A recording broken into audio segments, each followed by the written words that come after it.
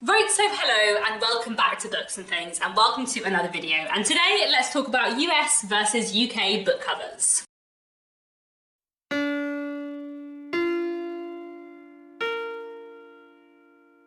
So a little while back, when I put up a cover reveal video for my debut novel, The Secrets of Hartwood Hall, which is coming out really very soon now, more details below, lots of people commented on the fact that the US and the UK covers were different, and people were asking why. So I thought today I would make a video talking about why books have multiple covers and why they tend to have different covers in the US and the UK. So I have a few different thoughts on why this happens, and then I also have a bunch of different covers to go through and look at, because I thought maybe that would be interesting. I'm a writer, obviously, as I've already mentioned, and I'm being published both in the UK and the US. So I have, that experience and the kind of different cover conversations that have gone on, both with my UK publishing team and my US publishing team. And then I've also worked in the UK publishing industry for the last 7 and a bit years. So I have sat in many cover art meetings in my time. I have briefed covers for books before. Obviously, my experience is very UK focused because I've worked in the UK publishing industry. I have occasionally worked on books which are being primarily published in the UK as the first territory, but are also being distributed in the US,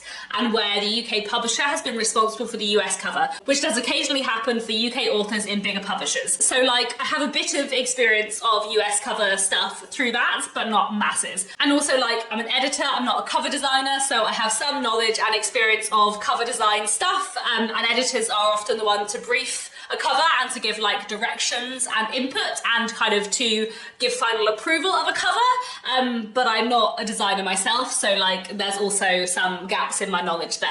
Basically what I'm talking about in this video is my own personal opinion and my own observations from looking at book covers in the US and the UK rather than actual industry knowledge, but I do have a bit of industry knowledge to lead me to those conclusions, if that makes sense. Right, anyway, let's get on with the video. So first off, let me explain why books often have a different cover in the US and the UK. In general, when an author writes a book, their agent will send that book out on submission, and they will send it out on submission to different territories. I'm going to use the word territories throughout. I basically mean countries, but occasionally it's broader, and basically territories is the industry word that is used, so I'm going to use that anyway. So an agent will sell rights to various different territories, and there are usually different territories that go together.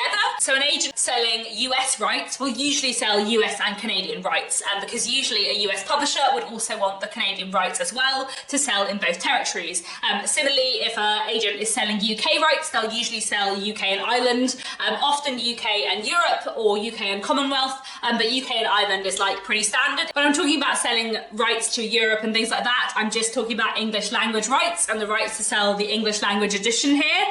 Translation rights are a different thing. We're not going to talk about them today. So an agent might sell world English language rights to a publisher, which means that publisher has the right to sell an English language edition of that book in any country in the world, or they might sell smaller subsets of rights. And I would say that, to the best of my knowledge, the most likely split for a British author would be that the US and Canada rights go to a US publisher, and the world English language rights for all other countries goes to the UK publisher.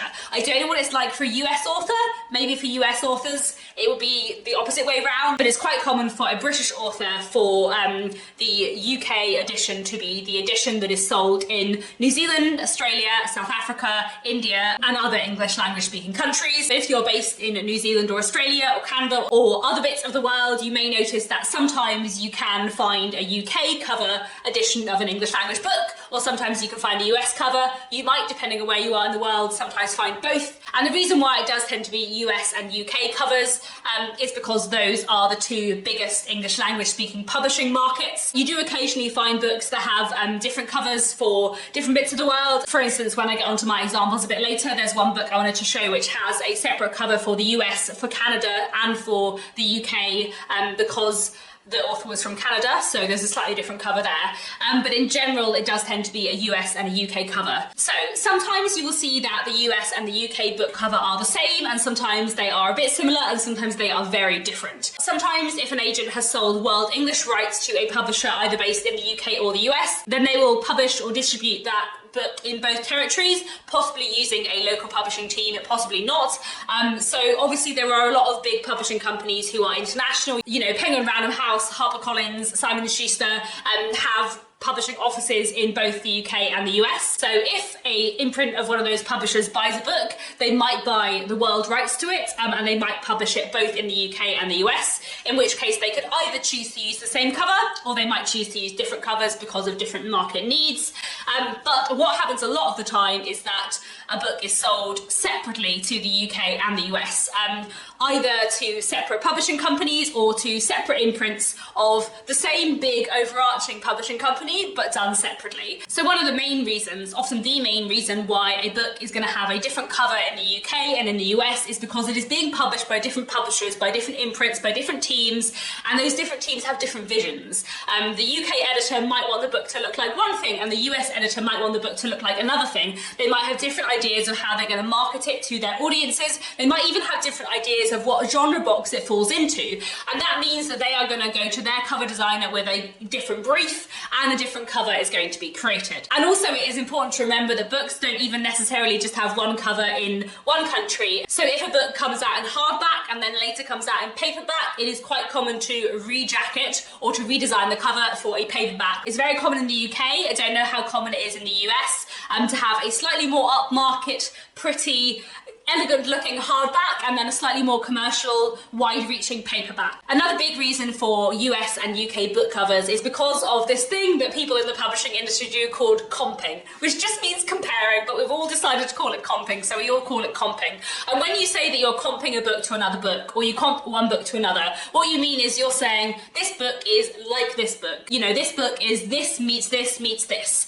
And if you say that in a cover brief or a cover design meeting, what you're saying is, I kind of want this book to appeal to readers who liked those books, and I kind of want them to be able to tell that this book is going to be a similar-ish book and sit in the same box generally as this book and this book and this book. And if you're in the UK and you're publishing a certain kind of book in a certain genre, then you're going to want it to maybe remind people of best-selling books in that genre. And in the US, you might want it to remind people of best-selling books in that same genre, but the best-selling books in that same genre may be different books in the US because different books sell well in different territories and different books have had different levels of success. And that might mean that you're going for slightly different looks in the UK and the US because of the other titles in that area that already exist that are doing well. Another reason why UK and US book covers often differ is because taste differs in different parts of the world. Book taste, and actually taste in all things, probably differs, and there are different tastes which tend to prevail in the UK and different tastes which tend to prevail in the US. US covers are more likely to use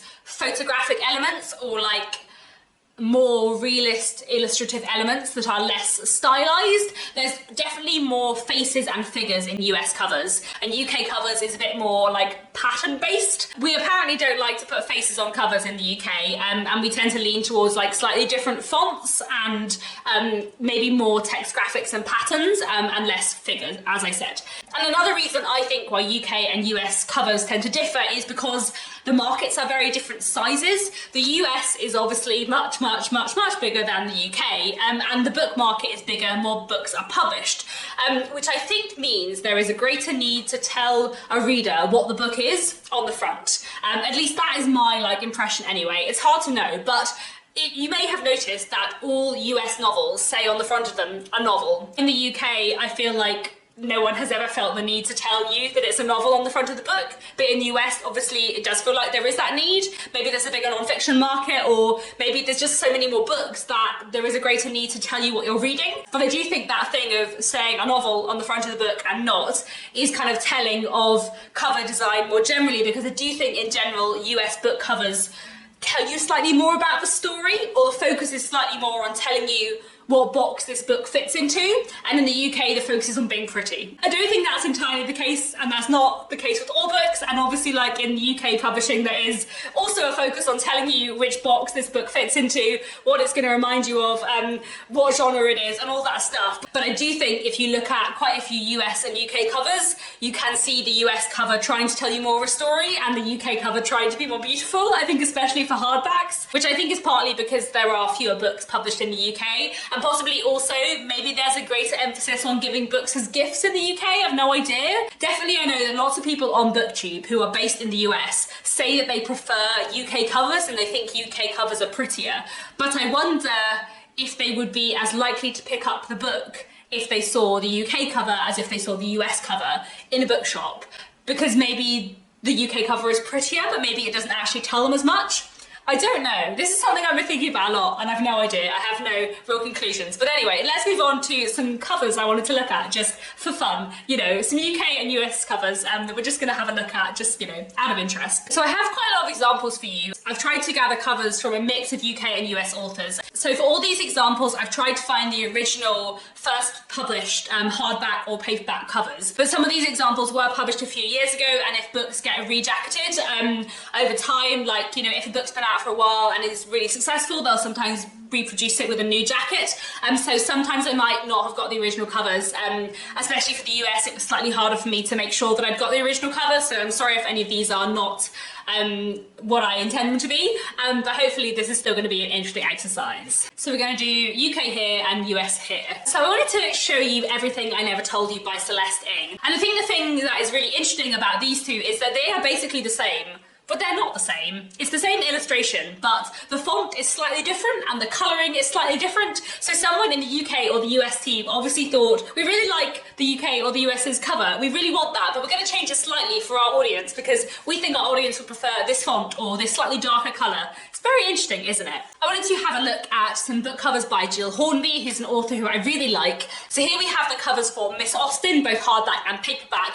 And as you can see in the UK and the US, and they are quite different, the UK and US hardbacks have sort of similar feels, but the UK one is more intricate and a little bit more like cozy, I would say, and the US one is a little bit simpler.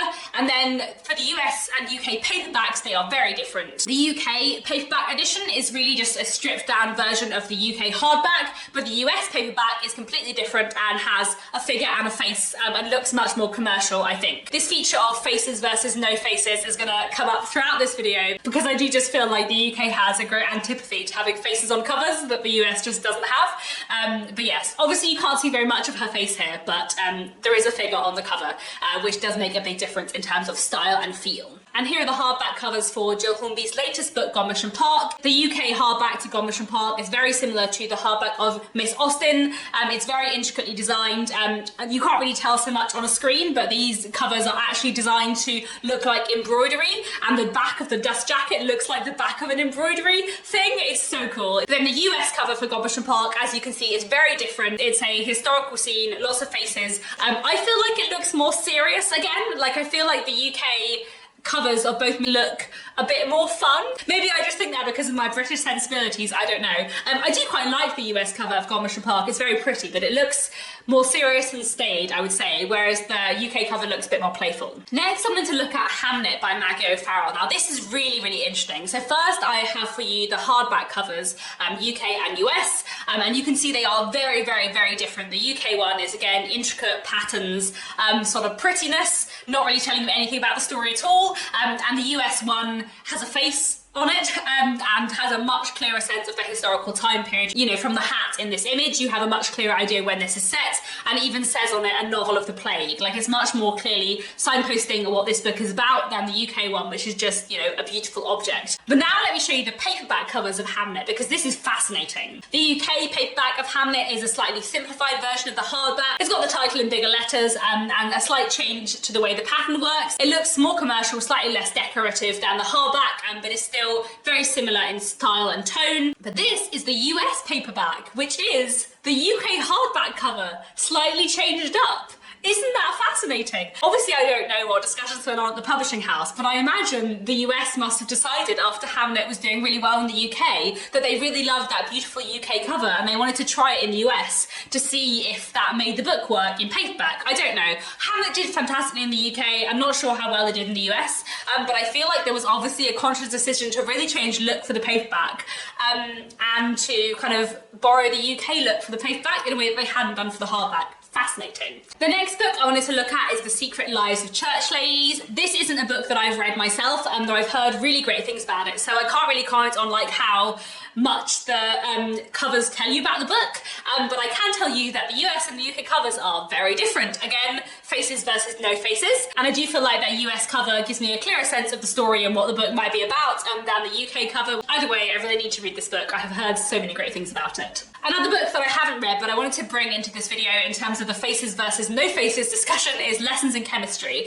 So as you can see, the UK and the US covers are really different. Obviously the US one has a bit of a face and the UK one has no face. Her face is hidden. Although actually I suppose it does have a face in the TV. Maybe it's meant to be her face. Is she wearing the same kind of dress in it? I can't really tell. Either way, I really like this cover. I feel like the UK and the US publishing and positioning for Lessons in Chemistry is fascinating because it's really different. Like, that US cover looks like a completely different kind of book to the UK cover. Lessons in Chemistry is, I believe, set in the 1960s, and I feel like you get historical from the UK cover, but I feel like you don't get historical at all from the US cover. So here, actually, I feel like the UK cover tells you more about what it is, and it feels like in the US cover, they're going for a different look and a different kind of position and pitch. I feel like seeing this cover, it could almost be a rom-com, and it's just a very different style to the UK cover. I feel like they conjure up images of very different books and very different tones. I haven't read it, so I don't know which one is more accurate to the tone of the book, but it is kind of interesting to look at. The next author whose books I wanted to look at was Yara Jassy.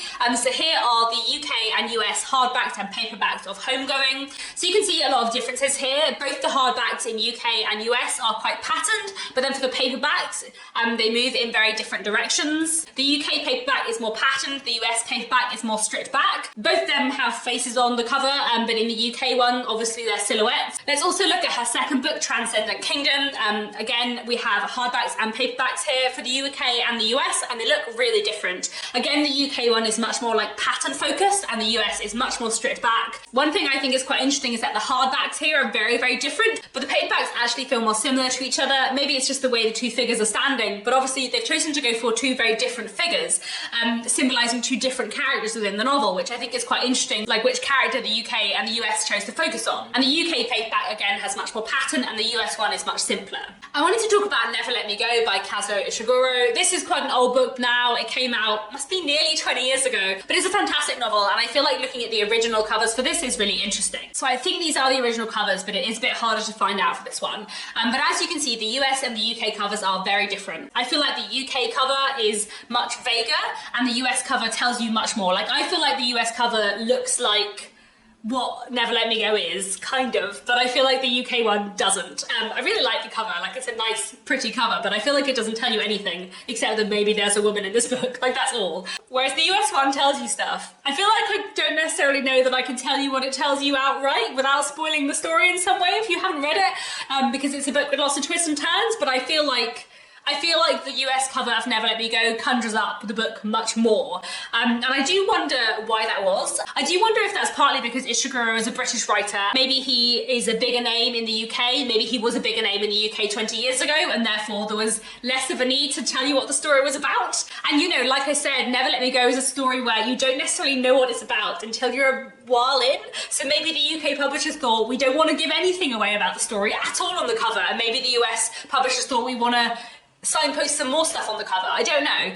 It's just really interesting to think about. The next book I wanted to look at is The Haunting Season, which is an anthology of ghost stories, and the UK and the US covers are very different, as you can see. I feel like the UK cover of The Haunting Season is marketing this firmly as historical fiction. This looks very similar to a lot of historical fiction books in the market in the UK, in its design and its kind of illustrative pattern. It also looks very pretty and very gifty. The US cover for The Haunting Season is beautiful, completely different, and doesn't really say historical fiction to me at all, even though every ghost story in The Haunting Season is a historical ghost story. What the US Haunting Season cover says to me is thriller. This says ghost stories, but it doesn't say historical ghost stories. And The Haunting Season is both historical fiction and ghost stories, but it's interesting that the UK clearly chose to focus on the historical, and the US clearly chose to focus on the ghost story and the kind of thrillery element of it. The next one I wanted to look at is a very new release, Demon Copperhead by Barbara Kingsolver. I haven't read this one yet, but I'm really curious about it because I think it is in part a David Copperfield retelling.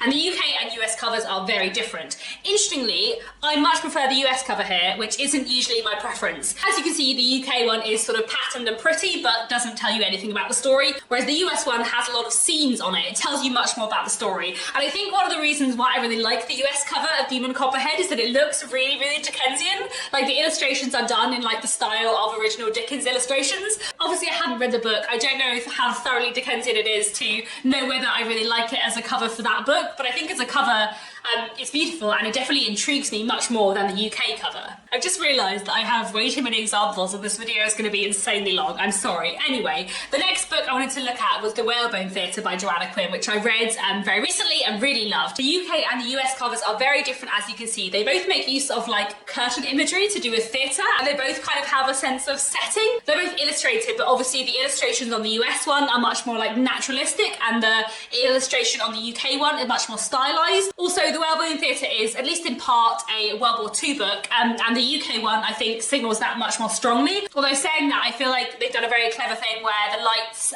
over the house look like they are air raid lights, a device that is very commonly used to signal World War II in UK book design, but also they look like they could be theatre spotlights. I think that's really cool. Anyway, but the main thing I think that is interesting about the Whalebone Theatre's two covers is that I feel like they have very, very different tones. Like, I feel like the UK one looks much more fun and light, and the US one looks much more serious. It is a book that is both wry and funny, and also like deeply tragic and heartbreaking. And I feel like it's interesting that the US one looks for me like a much more serious book than the UK does. On a similar note, I wanted to look at the covers of Washington Black by Essie Adujian, because I feel like these are really, really interesting. And I actually have three covers to show for this. She's a Canadian author, and there was a different cover in Canada. So we have the US, the Canadian cover, and the UK cover here, and they're all very different. And I feel like the UK cover, again, has a lighter tone. Like, if you look at the UK cover of Washington Black, what it says is like adventure and travel. And if you look at the US cover of Washington Black, it looks much, much, much more serious. And then the Canadian cover is somewhere kind of in between, because it's much more stripped back, but it does have the octopus at the front, which is just like a random image, and it makes it feel more fun. And I feel like this is really interesting to look at like what elements and tone from a book different territories choose to take away, because Washington Black is a book about slavery and oppression, about a young boy who is born into slavery and is trying to get out and escape the oppression that is all around him. But it's also a really Dickensian adventure story, which involves like sea creatures and traveling all over the world. And I feel like the US one is giving you all the serious stuff, and the UK one is giving you all the adventure fun. And I feel like Washington Black is a book which combines all of that in a wonderful, clever way. But the UK and the US publishers have chosen to capture different things tonally from the book, which I think is just really interesting. And while we're on a similar note of UK covers looking lighter and less serious than US covers, I also wanted to raise David Mitchell's Cloud Atlas. Again, this is a slightly older book, so I'm not 100% certain whether I've managed to get the original covers, but I think these are the original paperback covers. And the UK one looks kind of more lighter and playful, and the US one looks much more serious. I actually much prefer the US cover of Cloud Atlas because I feel like how that ties into the book is really cool, and like the 6 different images for the 6 different like novellas that Cloud Atlas is kind of a collection of. I just think it's lovely. I actually managed to buy myself a copy of Cloud Atlas with the US cover in Sweden once, so this is the edition that I own, and I think it's really, really beautiful. But again, we're seeing the kind of like serious versus playful covers, and also the kind of like more naturalistic illustration in the US and the more like cartoony illustration in the UK. I wanted to have a look at some books by Emily St. John Mandel, who's one of my favourite authors. I feel like it's really interesting looking at the cover designs for her books, because I imagine she is a very hard author to brief covers for, because her books are sort of genre defying in all directions, and also because she's an author who's written books in like multiple genres and kind of playing with multiple genres. But if you're publishing an author regularly, you want their books to have some kind of like continuous look, so I feel like her books are probably quite hard to design. But also, whenever I look at the jackets for Station 11, I'm like, these are both beautiful, but what do they have to do with Station 11? Station 11 is a book about an apocalypse and like performing Shakespeare in the face of the end of the world. And I feel like you don't get much of an apocalyptic sense from either of these covers. I don't know, I feel like both of them do kind of hint at it. Obviously we've got the like kind of contrast of nature and man-made buildings in the UK one, and then in the US one we've got the sense of like isolation, I suppose, with the tents. But I feel like both these covers are really beautiful, but also don't give away too much about the story, but in very, very, very different ways.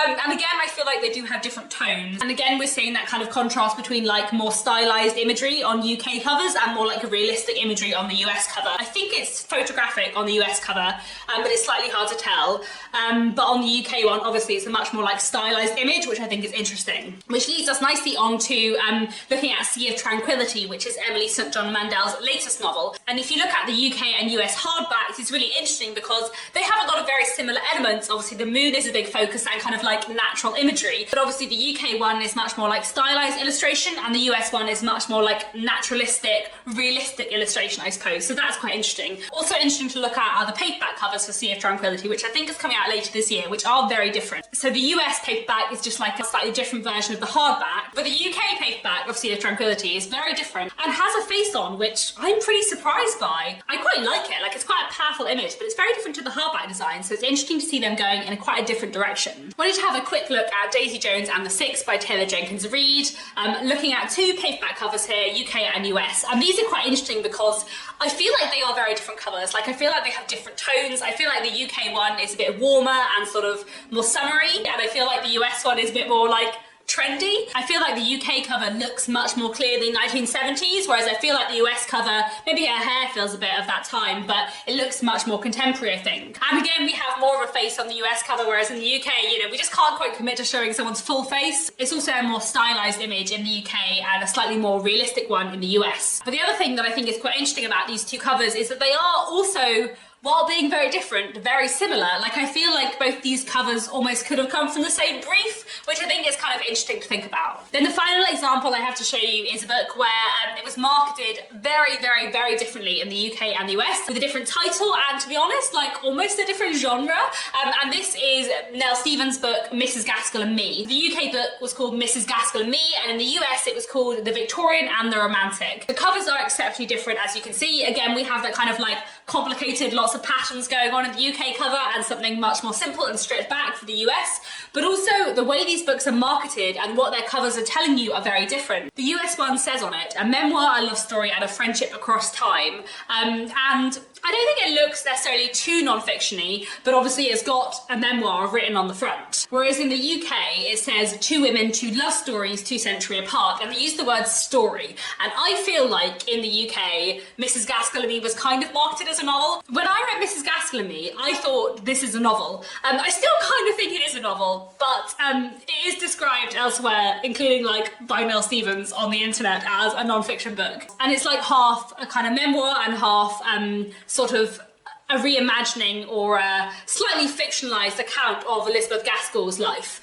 I love this book. I think it's fantastic, but I feel like it's really interesting that it was marketed so differently in the UK and the US. I feel like the UK publishers thought it would have more appeal if they focused on the love story element more than it being a non-fiction book, and they obviously also thought that Mrs. Gaskell and Elizabeth Gaskell's name would just have much more resonance in the UK, which I think is probably true, whereas in the US it's much more focused on this is a memoir, and I feel like that's really interesting. Maybe non-fiction in general sells better in the US, I don't know, but I feel like it's really interesting just how differently these books were marketed, and I don't know if I would have read the US one, but I'm so glad that I read the UK one because Mrs. Gaskell and Me is just fantastic, and I feel like I will probably include it in a list of novels even though it's not really a novel, but also kind of reads like a novel.